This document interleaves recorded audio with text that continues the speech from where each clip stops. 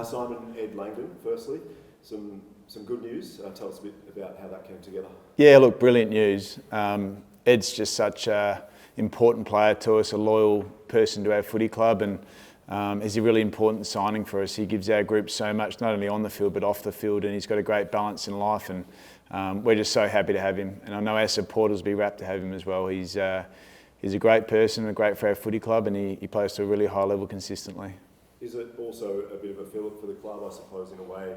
You know, it seemed to take a while. There was a little bit of conversation about, Ed Langdon from supporters, but is that just another positive sign for the club moving forward, particularly the extent of the years as well? Yeah, absolutely. I think Ed's he's a big part of our footy club, and as an experienced player, anytime you can sign a player for the length of time that we have with Ed, it's a great sign of the environment that we've created. And you've seen with a lot of our younger players signing on, and now Ed signing on, it's a great recognition to the environment that they have and how much they love being a part of our footy club, and Ed's a big driver of that.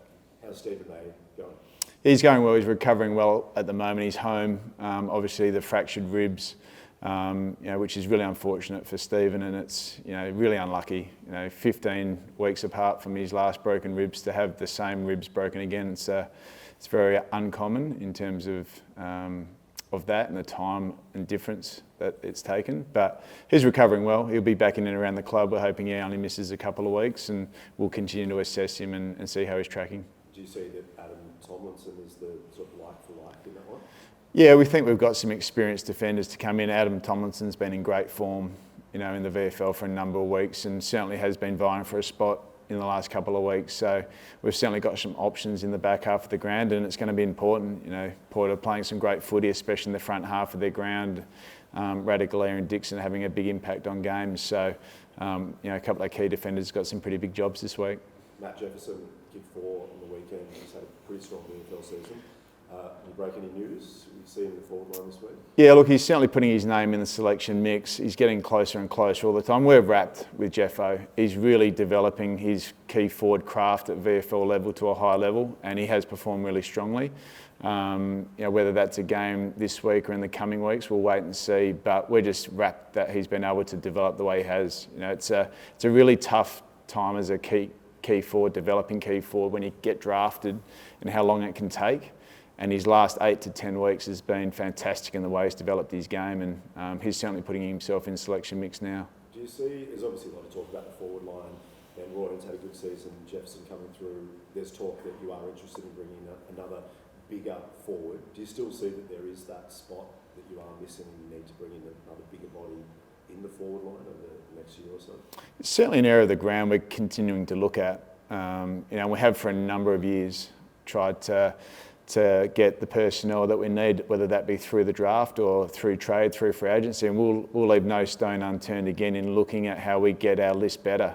We think Jacob Van Rooyen's really coming along really fast now. He's heading towards 50 games. We've got Matt Jefferson that's developing really strongly at VFL level. We've got Dan Turner, who's come in this year and starting to have an impact for us, and we'll look at all avenues how we can continue to get better in that space. But we feel like we've put a lot of time into that in the last couple of years, and in the end, we'll get the rewards of that in time. There's been a lot of issue in the middle of the ground with clearances, as you're well aware. Yeah. Is that, would you say, personnel at the moment, or is it a style, a structural problem that's sort of taking place? It's a combination of both. I think any team that loses Christian Petrarca and Angus Brayshaw within a season is going to struggle in terms of their ability to win the ball more often than not around the contest areas, and it's an area of the ground that we've added people to, whether that be Trent Rivers, Colton Tholstrup has come through there. So there's a bit of personnel where we're developing in that area, but there's also some method to it. And there's games this year that it's been really strong, and there's other games where it hasn't been to the level, whether that be Fremantle or the Western Bulldogs on the weekend. So it's a combination of personnel, getting guys to really understand it and get better at it, and there's a method to it, and we're working on both at the moment. What are the midfielders saying to you? What is their feedback at the moment, given some of the numbers that have been taking place have been really dramatic? Yeah, look, they're working hard on it. They want to get it better, and we're working with them on what the best method will look like for us to have some success. We've spent a lot of time on it again this week, and we're looking for a really positive result on the weekend, and ultimately there's one part is learning and education and training it, the next part is performance, and that's when the real learning takes place, and we want to see it in a performance sense. It's been a long season, clearly blooding a lot of younger players at this stage. Do you think the team, there's enough in the tank to upset Port Adelaide on the weekend? You still think you're at that stage? Oh, there's a huge desire and a want to perform to a really high level. You know, while we're in this mix, we're still in the mix. It's a small chance, but we want to give ourselves the best opportunity. We want to make sure as a footy club that we play unconditional footy, no matter what time of the year it is, no matter what the situation is. And that's how you develop winning habits that lead to ultimate success. So I don't care if it's round 22, round 23, round 24, whether you have a chance to play finals or not. You know, when you put the Melbourne jumper on, you play a certain way. And that's what drives winning habits, and that's what ultimately leads to success, and that's what we'll continue to drive here. Max was really strong after, just a couple more from me, after the loss, saying respect around the jumper. Do you expect a big response in terms of wearing the red and blue this weekend against Port Adelaide after the Bulldogs loss? I think he was saying is that we've spent a lot of time building up what we want to, how we want to be seen on game day from a performing mindset, and the importance that we have in representing that to a high level week after week. And there's been some times in the last couple of weeks that we haven't been able to do that to the level that we think is important from a cultural perspective, and that's really what I'm talking about. What are the winning habits, behaviours that you want to see week in, week out, no matter the situation, that people and supporters walk away proud of their footy club. And that's what we want to continue to deliver on and make sure we drive and educate and promote within our playing group. How hard has this season been, given all the issues and how long the season is? You know, your sense, how difficult has it been? Oh, there's been challenges.